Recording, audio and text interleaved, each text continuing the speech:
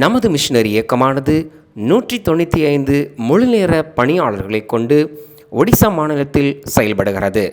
நமது மிஷனரி இயக்கமானது இந்த ஆண்டில் ஒடிசா மாநிலத்தில் 6000 புதிய கிராமங்களுக்கு இயேசுவின் சுவிசேஷத்தை அறிவிக்கவும், ஆலயங்கள் இல்லாத இடங்களில் இந்த ஆண்டு 15 புதிய ஆலயங்களை கட்டவும், 30 புதிய முழுநேர மிஷனரிகளை அனுப்பவும் வேண்டும் என்ற தரிசனத்தோடு செயல்படுகிறது. சுவிசேஷ பாரத்தோடு இயங்கும் இந்த ஊழியத்தின் தேவைகள் சந்திக்கப்படவும், கொடுக்கும் பங்காளர்கள் எழும்பவும் ஜெபியுங்கள். இந்த நிகழ்ச்சியை தாங்கின செல்வராஜ், ஜெபகுமாரி மெர்சி குடும்பத்தினரை இயேசுவின் நாமத்தில் வாழ்த்துகிறேன். வானத்துக்குரிய ஆசீர்வாதங்களினாலும் பூமிக்குரிய ஆசீர்வாதங்களினாலும் தேவன் உங்களை ஆசீர்வதிப்பாராக. ஏசாயா 58:11 படி, நீ நீர்ப்பாய்ச்சலான தோட்டத்தை போலவும் வற்றாத நீரூற்றை போலவும் இருப்பாய். கர்த்தர் உங்களை ஆசீர்வதிப்பாராக. ஆமேன். பிரியமானவர்களே, இந்த நாளிலும் நாம் தியானத்துக்காக எடுத்துக்கொண்ட வேத பகுதி ஏசாயா தீர்க்கதரிசியின் புஸ்தகம் 25வது அதிகாரம் 8வது வசனம். ஏசாயா தீர்க்கதரிசியின் புஸ்தகம் 25வது அதிகாரம் 8வது வசனம். அவர் மரணத்தை ஜெயமாக விழுங்குவார். கர்த்தராகிய தேவன் எல்லா முகங்களிலும் இருந்து கண்ணீரை துடைத்து தமது ஜனத்தின் நிந்தையை பூமியில் இராதபடிக்கு முற்றிலும் நீக்கிவிடுவார். கர்த்தரே இதை சொன்னார். பிரியமானவர்களே, அவர் மரணத்தை ஜெயமாக விழுங்குவார். அவர் என்று எழுதப்பட்ட அந்த வார்த்தை ஆண்டவராகிய இயேசு கிறிஸ்து இந்த உலகத்தில் வந்து தேவன் மீது மெய்யான நம்பிக்கை வைத்திருக்கிற தேவ ஜனங்கள் அவர்கள் அனுபவிக்கிற மரணத்தின் வலிமை. மரணம் என்றால் ஒரு மனிதனுடைய முடிவு மாத்திரமல்ல, பாவம் மரணத்தை விட வலிமையானது. தரித்திரமும் அப்படியே, நிந்தையும் அப்படியே. அவர் தமது ஜனத்தின் நிந்தையை பூமியில் இராதபடிக்கு அவர் நீக்கி போடுவார். கர்த்தர் தாமே எல்லா முகங்களிலுமிருந்து கண்ணீரை துடைப்பார். இந்த கால வேளையில் நீங்கள் உங்கள் இருதயத்தில் சுமந்து கொண்டிருக்கிற துக்கம், பிள்ளைகளை குறித்ததான துக்கம், குடும்பத்தின் எதிர்காலத்தை குறித்ததான துக்கம், அந்த துக்கத்தை ஆண்டவர் நீக்குவார். எல்லா முகங்களிலும் இருந்து அவர் கண்ணீரை துடைப்பார். கண்ணீர், ஒருவேளை தனிமையில் உங்கள் வாழ்க்கையில் உள்ள வேதனைகளை நினைத்து அழுது கொண்டே இருக்கீங்களா? அவர் கண்ணீரை துடைப்பார். ஆண்டவர் இயேசு கண்ணீரை துடைப்பார். நிந்தையை மாற்றுவார். நிந்தை, ஜனங்களுக்கு முன்பாக உண்டாகிற நிந்த, அவமானம், பரியாசங்கள், அதை ஆண்டவர் மாற்றக்கூடியவராயிருக்கிறார். நான் மாற்றுவேன் என்று ஆண்டவர் சொல்லுகிறார். வேதாகமத்திலே நகோமி என்று சொல்லக்கூடிய ஒரு சகோதரியை குறித்து வேதம் சொல்லுகிறது. அவள் இஸ்ரவேல் தேசத்திலே பஞ்சம் உண்டான போது அந்த பஞ்சத்தை தன் குடும்பத்தோடு அனுபவித்துக் கொண்டிருந்த நாளிலே அவள் மோவாப் தேசத்திலே ஆகாரம் உண்டு என்று கேள்விப்பட்டு அவள் மோவாப் தேசத்திற்கு தன் குடும்பத்தோடு போனாள். ஆனால் அந்த தேசத்திலே அவள் வாழ்ந்த நாட்களில் அவளுடைய புருஷன், அவளுடைய ஆண் பிள்ளைகள் 2 பேர், எல்லோரையும் அவள் இழந்தாள். மீதம் 2 மருமக்களோடு அவள் பாடுகளை அனுபவித்துக் கொண்டிருந்த போது அவள் தன் சொந்த தேசத்திற்கு போக அவள் தீர்மானித்தாள். அப்பொழுது ரூத் அவளுக்கு பின்னே வர முழு விருப்பமுள்ளவளாயிருந்தாள். ஆகவே ரூத்தை அழைத்து கொண்டு அவள் தன் சொந்த தேசத்திற்கு வந்தாள். பல ஆண்டுகள் கடந்து தன் சொந்த தேசத்திற்கு அவள் திரும்பி வந்தபோது அவளுடைய முகத்தை அவளுடைய உறவினர்கள், அறிமுகமானவர்கள் உற்று கவனித்து பார்த்து, நீ நகோமி அல்லவா என்று அவர்கள் கேட்டார்கள். அவளோ, என்னை நகோமி என்று சொல்ல வேண்டாம், சர்வ வல்லமையுள்ள தேவன் எனக்கு கசப்பை கட்டளையிட்டார், என்னை மாறா என்று சொல்லுங்கள் என்று சொன்னார். அவ்வளவாய் அவள் வாழ்க்கையை கசந்து கொள்ளும்படிக்கு அவ்வளவாய் அவள் வேதனையை அனுபவித்தாள். நிந்தை, அவமானம் உறவினர்களுக்கு முன்பாக அவளால் நிற்க முடியல. பழகினவர்களுக்கு முன்பாக அவள் தலை நிமிர்ந்து நிற்க முடியல. ஏனென்றால் அவள் முகரூபமே மாறி போயிற்று. எல்லாவற்றையும் இழந்தாள். ஒரு அநாதையாய் நின்று கொண்டிருந்தாள். ஆகவே அவள் அனுபவித்த நிந்தையின் நிமித்தமாக அவள் தன் முகத்தை முக்காடிட்டு கொள்ளும்படிக்கு, முகத்தை மறைத்து கொள்ளும்படிக்கு நிந்தையானது அவளை மூடி போட்டுவிட்டது. பிரியமானவர்களே, 10 ஆண்டுகளுக்கு முன்பாக ஒரு சகோதரி இன்னொரு சகோதரியை அழைத்து கொண்டு என்னிடத்திலே ஜெப உதவிக்காக வந்தார்கள்.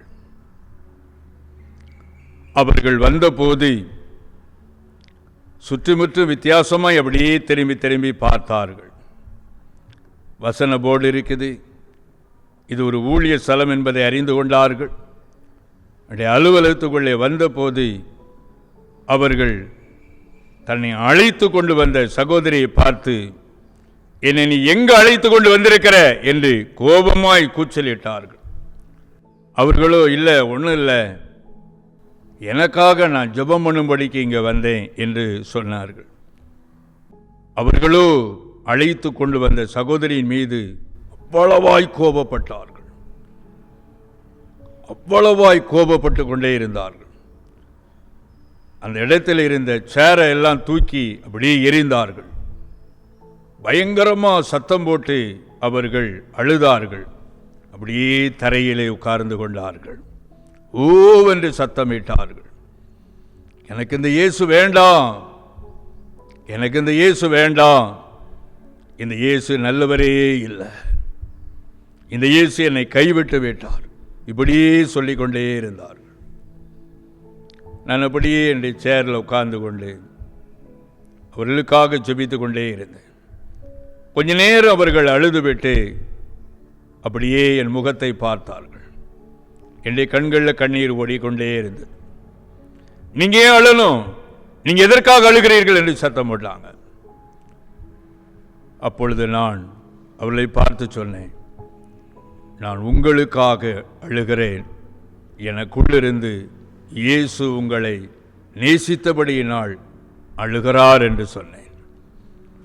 அவர்கள் தன்னை ஆயத்தப்படுத்தி கொண்டு மறுபடியும் கீழே தள்ளின சேரை எடுத்து போட்டு அதிலே உட்கார்ந்தார்கள். பிரதர், என்னை மன்னித்து விடுங்க, என் வாழ்க்கையில் நான் அனுபவித்து கொண்டிருக்கிற நிந்தை, அவமானம் அப்படிப்பட்டது என்று சொன்னார்கள். அவர்கள் குறிப்பிட்ட பட்டணத்திலே நல்ல ஆசீர்வாதமான தொழிலை செய்து ஐஸ்வர்யமாய் வாழ்ந்து கொண்டிருந்தார்கள். கணவன், மனைவி, ஒரே மகள், மகிழ்ச்சியாய் அந்த குடும்பம் வாழ்ந்து கொண்டிருந்தது. அவர்களுடைய தொழிலிலே திடீரென்று பொருளாதார நெருக்கடி உண்டானது. அவர்களுக்கு ஆண்டவர் கொடுத்த ஆசீர்வாதங்கள் எல்லாம் ஒவ்வொன்றாய் கடந்து போனது. கடைசியாக அவர்கள் குடியிருக்கிற வீட்டையும் விற்பனை செய்துவிட்டு விலைக்கு வாங்கினவரிடத்திலேயே கொஞ்ச காலம் அவகாசம் வாங்கி அதிலே உட்கார்ந்து கொண்டிருந்த காலம். அவர்கள் வீட்டிற்கு அடிக்கடி வந்து போகக்கூடிய ஒரு கர்த்தருடைய ஊழியக்காரர், நல்ல பிரபலமான ஒரு ஊழியர், அவ்வப்போது வருவார். மாதந்தோறும் அவர்கள் சேர்த்து வைத்திருக்கிற காணிக்கை பணங்களை எல்லாம் அவருடைய ஊழியத்திற்காக அவர்கள் கொடுப்பதுண்டு. அவர்கள் தரித்திரத்தில் இருக்கிறார்கள். சில மாதங்கள் அவர் போன போது அவர்களால் காணிக்க கொடுக்க முடியல என்ற போது அந்த ஊழியர் அந்த வீட்டுக்கு வருவதை நிறுத்திவிட்டார். யாராவது நமக்காக ஜெபிக்க மாட்டார்களா என்று ஏக்கத்தோடு இருந்தபோது திடீரென்று அவர்கள் வீட்டின் கதவை திறந்து பார்த்தபோது எதிரிலே தூரத்திலே அந்த ஊழியர் தன்னுடைய காரை நிறுத்திவிட்டு அதிலிருந்து இறங்கி நடந்து வந்தார்.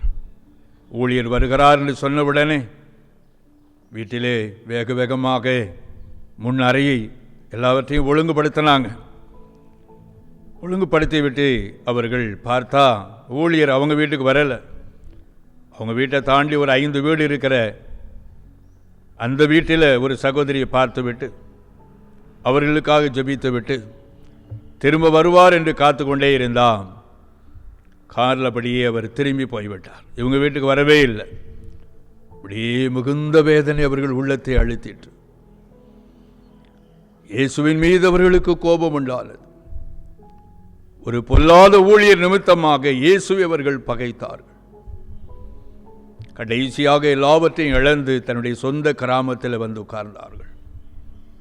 அது ஒரு பண்டிகை காலம். கிராமத்தில் ஜனங்கள் எல்லாரும் வெளியூரிலிருந்து வந்து ஆலயத்திலே மகிழ்ச்சியோடு காணிக்கை செலுத்தி பண்டிகையில் அவர்கள் கலந்து கொண்டு சந்தோஷப்பட்டு கொண்டிருந்த காலத்திலே இவர்களோ வெக்கத்தினாலே வீட்டை விட்டு வெளியே வர முடியாதபடிக்கு அடைக்கப்பட்ட நிலையில் இருந்தார்கள். காரணம், ஒரு நாள் ஆசீர்வாதமாய் அவர்கள் இருந்தபோது அவர்களை தேடி சொந்தங்கள் எல்லாரும் வந்தார்கள். ஆனால் வறுமை அவர்கள் வாழ்க்கையில் வந்தபோது எல்லாரும் அவர்களை மறந்த போது அவர்களுக்கு இயேசுவின் மீது கோபம் உண்டானது. பிரியமானவர்களே, இதையெல்லாம் அந்த சகோதரி சொல்லி அழுத போது நான் அவர்களுக்காக ஜெபம் பண்ணினேன். ஆண்டவர் அவர்களுக்காக சில வாக்குத்தத்தங்களை கொடுத்தார். உன் நிந்தையை நான் மகிமையா மாற்றுவேன் என்று ஆண்டவர் வாக்கு பண்ணினார். ஆறுதல் அடைந்தார்கள். என்னை மன்னித்து விடுங்கள், மன்னித்து விடுங்கள் என்று மறுபடியும் சொல்லிவிட்டு அவர்கள் கடந்து போனார்கள். தொடர்ந்து அவர்கள் தேவ சமூகத்திலே ஜெபிக்க துவங்கினார்கள். குடும்பமாய் ஜெபிக்க ஆண்டவர் அவர்களை மறுபடியும் ஆசீர்வதித்தார். மறுபடியும் எந்த பட்டணத்திலே அவர்கள் தொழில் விழுந்து போயிற்றோ அதே இடத்துல மறுபடியும் அவர்களை தூக்கி நிறுத்தினார். முன்பை விட 2 மடங்கு ஆசீர்வாதமாக.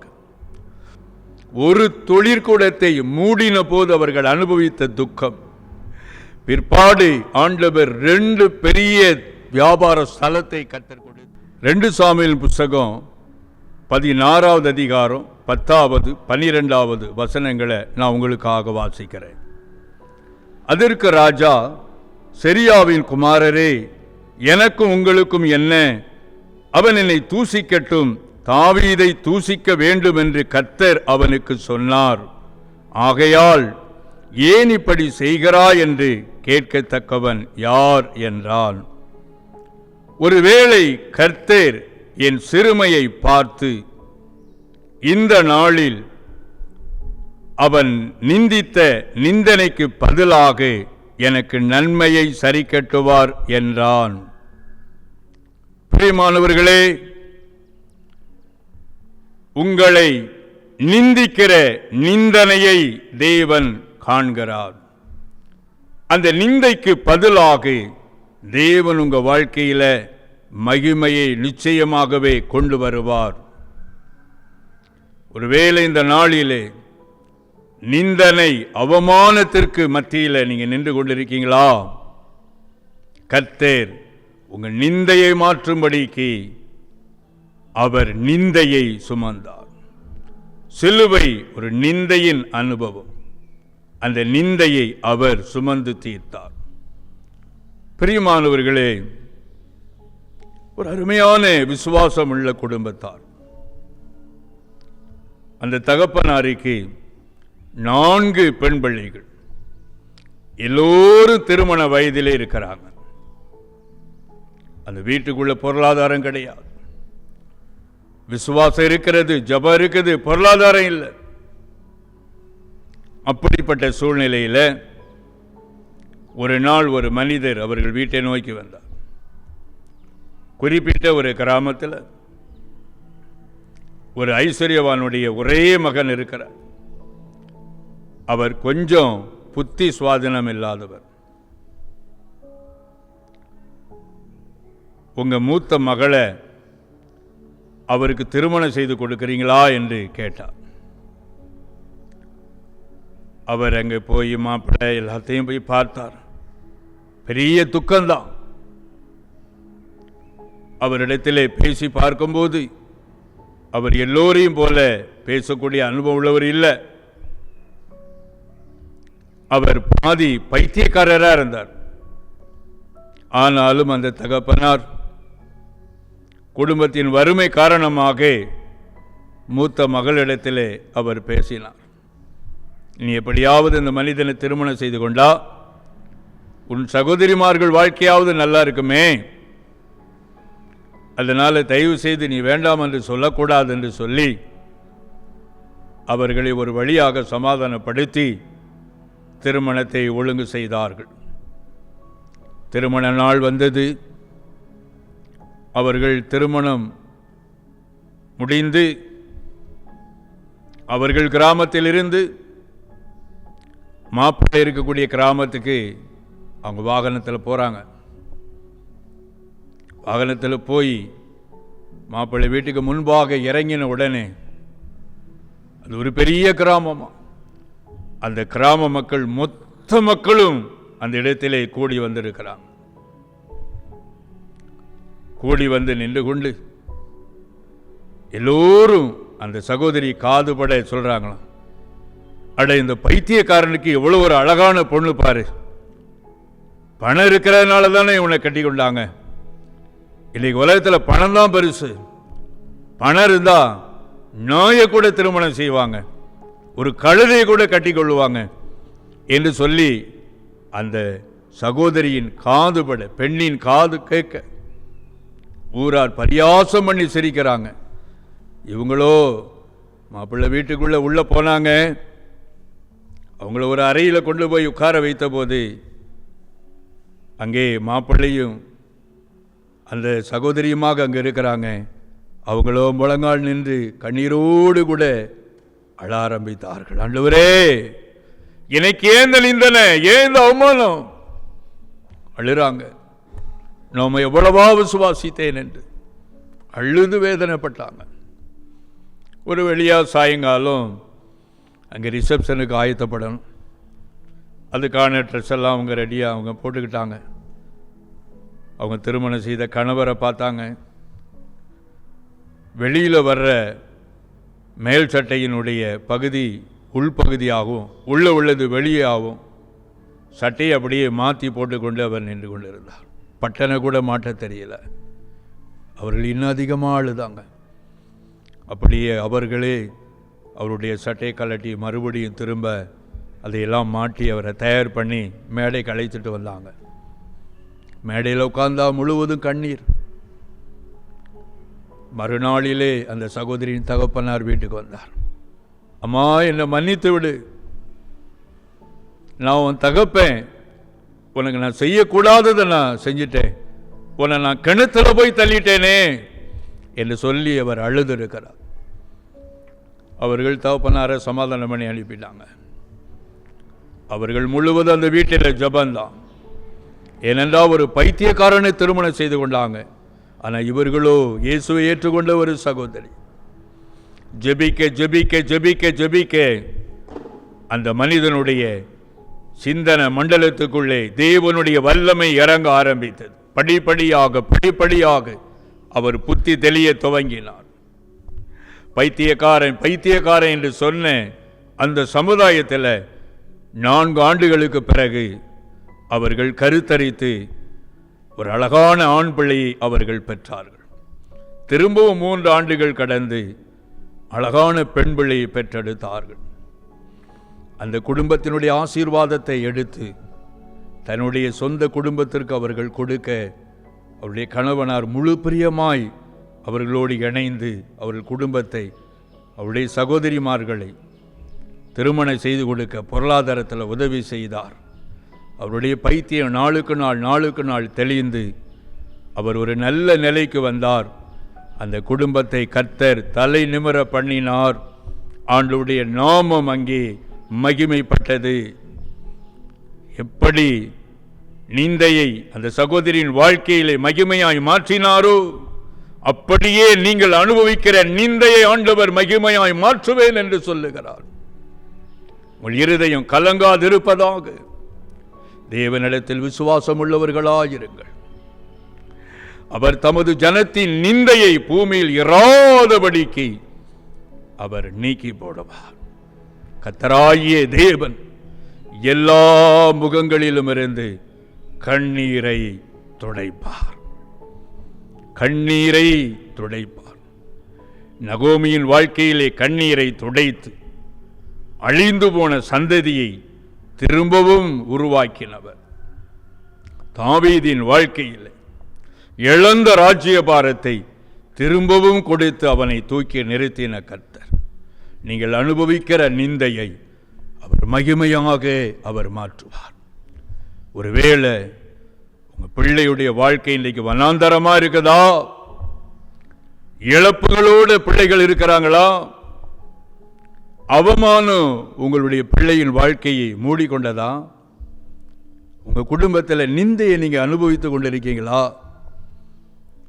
நீங்கள் அனுபவிக்கிற இந்த நிந்தையை இயேசு சிலுவையாக சுமந்தார். அவமானம் என்ற சிலுவையை அவர் சுமந்தார். சிலுவை தண்டனையை அனுபவிக்கிற ஒரு குற்றவாளி சிலுவையை தூக்கி கொண்டு கொல்கதா வரைக்கும் கடந்து போகும் வழியில் அந்த சிலுவை தண்டனையை அனுபவிக்கிற குற்றவாளியை ஊரார் எல்லாருமே பிஞ்சு போன பாதரட்சிகளை தூக்கி எறிவாங்களாம், கள்ள தூக்கி எறிவாங்களாம், காரி துப்புவாங்க, பழைய பொருட்களை தூக்கி எறிவாங்க. அப்படித்தான் இயேசுவும் எல்லாராலும் காரி உமிழப்பட்டார், கல்லெறியப்பட்டார். பிஞ்ச பாதரட்சிகளை இயேசுவின் மீது தூக்கி எறிந்தார்கள். காரணம், அந்த பாரமான நிந்தை என்ற அவமானம் என்ற சிலுவையை அவர் சுமந்து அந்த அவமான சின்னத்தை மகிமையின் சின்னமாக இன்றைக்கு சிலுவை வானத்தின் கீழெங்கும் உயர்ந்திருக்கக்கூடிய, எல்லா லோகங்களிலும் உயர்ந்திருக்கக்கூடிய ஒரு மேன்மையான சின்னமாக தேவனாகிய கர்த்தர் மாற்றினாரே. அப்படி போலவே உங்க வாழ்க்கையில் ஆண்டவர் நிந்தையை மகிமையாக மாற்றுவார். அவமானம் உங்களை மூடிக்கொண்டதா? உங்களுக்காக அவமானத்தை சகித்த இயேசுவை நோக்கி பாருங்கள்.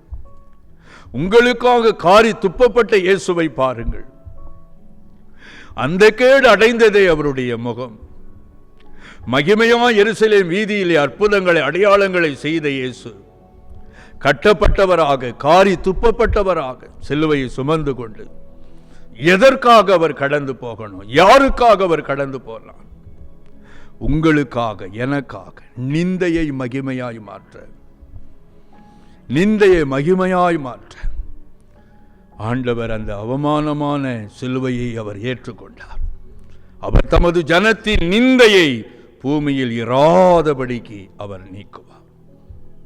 கர்த்தராகிய தேவன் எல்லா முகங்களிலும் இருந்து கண்ணீரை அவர் துடைப்பார். நிச்சயமாகவே உங்கள் வாழ்க்கையில் உள்ள கண்ணீர் ஆண்டவர் மாற்றுவார். நீங்கள் அனுபவித்துக் கொண்டிருக்கிற அவமானங்களை கர்த்தர் மாற்றுவார். ஐயோ என்று புலம்பிக் கொண்டிருக்கீங்களா? வீட்டை விட்டு வெளியே வர முடியவில்லையா? அடைக்கப்பட்ட நிலையிலே இருக்கீங்களா? ஆண்டவர் அந்த நிந்தையை மகிமையாய் மாற்றுவார். நான் உங்களுக்காக ஜெபிக்க போகிறேன். கிருபையும் இரக்கமும் நிறைந்த ஆண்டவரே, அப்பா தகப்பனே, வசனத்தை கேட்டு என்னோடு இணைந்திருக்கிற இந்த அருமை குடும்பங்களை ஒரு விசை கண்ணோக்கி பார்க்க நான் ஜெபிக்கிறேன். ஐயோ, என்னுடைய குடிகார கணவர் நிமித்தமாக எத்தனை அவமானம், எத்தனை நிந்தைகள்.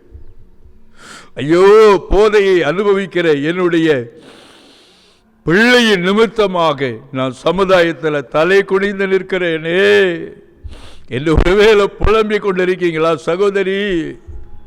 உங்கள் கண்ணீரை ஆண்டவர் துடைக்கும்படிக்கு இறங்கி வந்திருக்கிறார். உங்க முகத்தில் வழியிற கண்ணீரை ஆண்டவர் துடைத்து நிந்தையை அவர் மகிமையாய் மாற்றுவார். இது முடிவல்ல, இந்த நிந்தை முடிவல்ல, இதுதான் முடிவு என்பதல்ல. முடிவு சிலுவை. இயேசு சிலுவையிலே நிந்தையை, அவமானத்தை ஏற்றுக்கொண்டு அவர் சுமந்து தீர்த்து விட்டார். நீங்க இதை விசுவாசிக்க முடியுமா?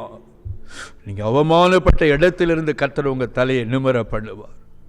ஐயோ, நான் செய்தது பாவம், பாவத்தினாலே இன்றைக்கு சமுதாயத்தில் தலை குனிந்தவளாய் நிற்கிறேனே என்று கூனி குறுகி போய் நிற்கிற சகோதரி, சகோதரனே, இயேசு உங்களை மன்னித்து உங்களை மறுபடியும் தூக்கி நிறுத்தும்படியாக உங்களுக்காக மனதுருக்கம் கொண்டு இறங்கி வந்திருக்கிறார்.